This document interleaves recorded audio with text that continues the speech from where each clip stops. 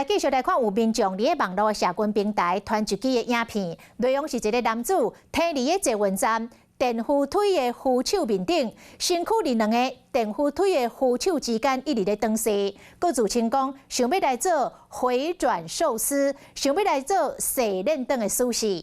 这个影片来现光了后，马上就引发到网友热烈的讨论。新北市捷运公司讲，这种违规危险的行为，上当会当处罚金7500块。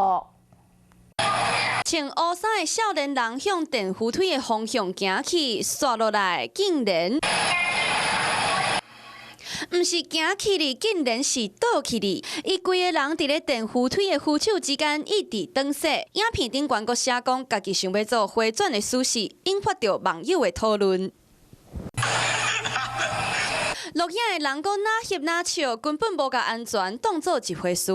我觉得蛮危险，很危险呢。那劝导你不是光罚钱而已啊？危险的行为，互民众拢无认同。不过过去嘛有民众伫咧车厢也是月台咧耍。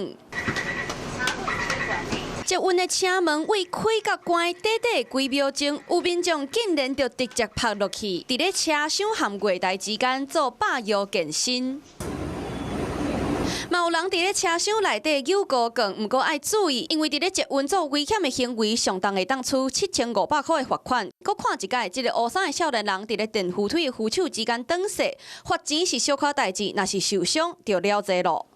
Hello， 我是易景，想要抢先掌握最及时的新闻资讯吗？赶快订阅、按赞、开启小铃铛，锁定华视新闻的 YouTube 频道。